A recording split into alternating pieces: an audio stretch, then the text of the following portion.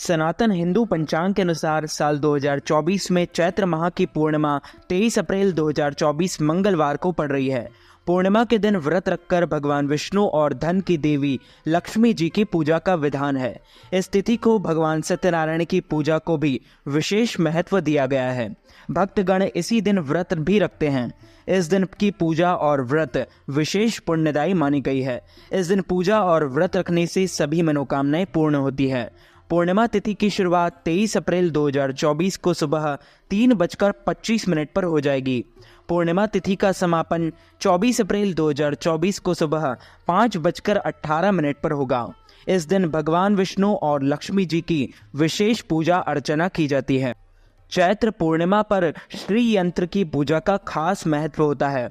यंत्र को माता लक्ष्मी का प्रतीक भी माना जाता है। ऐसे में इस शुभ अवसर पर धन की देवी लक्ष्मी जी के साथ इसकी पूजा करना अच्छा माना जाता है। इससे घर का आर्थिक संकट समाप्त होता है। साथ ही कार्य क्षेत्र में किसी प्रकार की कोई संकट या रुकावट नहीं आती है। इसके अलावा घर की तिजोरी कभी पैसों से खाली नहीं होती है। काशीपुर नगर के एक गरीब ब्राह्मण को भिक्षा मांगते देखकर भगवान विष्णु जी ने स्वयं ही एक बूढ़े ब्राह्मण के रूप में उस निर्धन ब्राह्मण के पास गए और कहने लगे, हे विप्रे, श्री सत्यनारायण भगवान मनोवांछित फल देने वाले हैं। तुम उनका व्रत पूजन करो, जिससे करने से मनुष्य सब प्रकार के दुखों से मुक्त हो जाता है। इस व्रत के उपवास का भी अपना महत्व है, किंतु उपवास से मात्र भोजन ना लेना ही नहीं समझना चाहिए। उपवास के समय हृदय में यह धारणा होनी चाहिए कि आज श्री सत्यनारायण भगवान हमारे पास ही विराजमान है। अतः अंदर व बाहर और शुद्धता बनाए रखनी चाहिए और श्रद्धा विश्वास पूर्वक भगवान का पूजन अर्चन कर उनकी मंगलमयी कथा का श्रवण करना चाहिए। श्री सत्यनारायण भगवान की कथा बताती है, व्रत पूजन करने मानव मात्र का समान अधिकार है, चाहे वह निर्धन, धनवान, राजा हो या व्यवसायी, और ब्राह्मण हो या अन्य वर्ग, स्त्री हो या पुरुष। यही स्पष्ट करने के लिए इस कथा में निर्धन ब्राह्मण, गरीब लकड़हारा, राजा उल्कामुख, धनवान व्यवसायी, साधु वैश्य, उसकी पत्नी लीलावती, पुत्री कलावती, राजा तुंगध्वज एवं गोप गणों की कथा का समावेश किया गया है।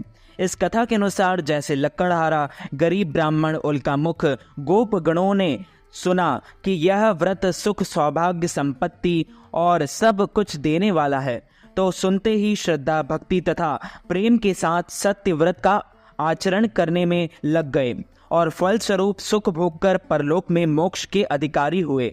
एक साधु वैश्य ने भी यही प्रसंग राजा उल्कामुख से सुना, किंतु उसका विश्वास अधूरा था और श्रद्धा में कमी होने के कारण उनके मन में प्रण लिया कि संतान प्राप्ति पर सत्य व्रत पूजन करूंगा। समय बीतने पर उसके घर एक सुंदर कन्या ने जन्म लिया। पत्नी ने व्रत की याद दिलाई तो उसने कहा कि कन्या के विवाह के समय करेंगे। समय आने पर कन्या का विवाह भी हो गया, किंतु उस वैश्य ने व्रत नहीं किया। सभी वह अपने दामाद को लेकर व्यापार के लिए चला गया। वहां से उसे चोरी के आरोप में राजा चंद्रकेतु द्वारा दामाद सहित कारागार में डाल दिया गया। उसके अपने घर में भी चोरी हो गई। पत्नी लीलावती और पुत्री कलावती भिक्षावृत्ति के लिए विवश हो गई। एक दिन कलावती ने किसी के घर श्री सत्यनारायण भगवान का पूजन होते देखा और घर आकर माँ को प्रसाद दिया। तब माँ ने अगले दिन श्रद्धा से व्रत पूजन कर भगवान से पति और दामाद के शीघ्र वापस आने का वरदान मांगा। श्री हरि प्रसन्न हो गए और स्वप्न में राजा को कह दिया कि वह दोनों बंदियों को छोड़ दो, क्योंकि वह निर्दोष है। राजा ने अगली सुबह उनका धन धान्य तथा प्रचुर द्रव्य देकर उन्हें विदा किया। घर आकर पूर्णिमा और संक्रांति को सत्य व्रत का जीवन भर आयोजन करता रहा। परिणाम स्वरूप उसे सांसारिक सुख भोग कर मोक्ष गति की प्राप्ति हुई। इसी प्रकार एक बार राजा तुंगध्वज ने वन में गोप गणों को श्री सत्यनारायण भगवान का पूजन करते देखा, किंतु अपने अभिमान की वजह से राजा ना तो पूजा स्थल पर गया, ना दूर से ही प्रणाम किया और ना ही गोप गणों द्वारा दिया प्रसाद ग्रहण किया। परिणाम यह हुआ कि राजा के पुत्र, धन धान्य, अश्व, गजादि सब नष्ट हो गए। राजा को फिर ये आभास हुआ कि विपत्ति का कारण सत्यदेव भगवान का निरादर है। तब उसे बहुत पश्चाताप हुआ।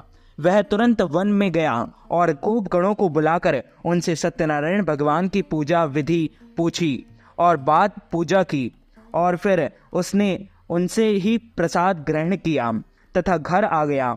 उसने देखा कि विपत्ति टल गई और उसकी सारी संपत्ति तथा जन सुरक्षित हो गए। राजा प्रसन्नता से भर गया और अपना सर्वस्व भगवान को अर्पित कर दिया। पूर्णिमा तिथि पर इस दिन तीर्थ स्नान, दान, व्रत और भगवान विष्णु की पूजा करने से जाने अनजाने में किए हुए पाप नष्ट हो जाते हैं। चैत्र पूर्णिमा के दिन दान पुण्य का विशेष महत्व बताया गया है।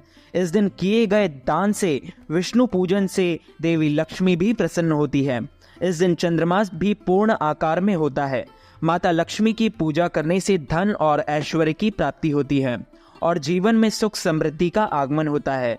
चैत्र माह की पूर्णिमा के दिन सत्यनारायण भगवान की पूजा की जाती है और व्रत रखा जाता है। रात के समय चंद्रमा को कच्चे दूध में चावल मिलाकर अर्घ देना चाहिए। हनुमान जी की पूजा करना शुभ फलदायी होता है। इस दिन सुबह और शाम को हनुमान चालीसा का पाठ करना चाहिए। वैवाहिक जीवन में आ रही समस्या के लिए चैत्र पूर्णिमा के दिन पति पत्नी को साथ मिलकर चंद्रदेव को अर्घ देना चाहिए। शास्त्रों में बताया गया है कि पूर्णिमा तिथि के दिन किसी पवित्र नदी में स्नान ध्यान करने से अज्ञानता वश किए गए पापों से मुक्ति मिलती है और पूर्व जन्म के पापों से भी छुटकारा मिल जाता है। साथ ही इस दिन दान पुण्य का भी विशेष महत्व है। इस दिन किसी जरूरतमंद व्यक्ति को भोजन, वस्त्र या धन का दान करने से अक्षय पुण्य की प्राप्ति होती है। पूर्णिमा तिथि के दिन भगवान विष्णु की उपासना करने से जीवन में धन, ऐश्वर्य, आरोग्यता, बल, बुद्धि इत्यादि का आशीर्वाद प्राप्त होता है। चैत्र माह की पूर्णिमा के दिन हनुमान जयंती भी पड़ती है। इस दिन को हनुमान जन्मोत्सव के रूप में मनाया जाता है, इसलिए इस दिन हनुमान जी की पूजा फलदायी होती है। इस दिन आपको हनुमान जी के मंदिर में जाकर नारियल अर्पित करना चाहिए और हनुमान जी की विधिवत पूजा करके हनुमान चालीसा का पाठ करना चाहिए और हनुमान जी की आरती करना चाहिए। पवन पुत्र हनुमान जी की जयंती मनाई जाती है। इसी पावन दिन माता अंजनी की कोख से हनुमान जी ने जन्म लिया था। हनुमान जी के जन्मदिन को जयंती नहीं बल्कि जन्मोत्सव कहा जाना उचित होगा, क्योंकि बजरंगबली चिरंजीवी है और जयंती का प्रयोग ऐसे व्यक्ति के लिए किया जाता है जो संसार में जीवित नहीं है। हनुमान जी ऐसे देवता हैं जिनका सच्चे मन से स्मरण किया जाए तो वह भक्तों की हर संकट से रक्षा करते हैं।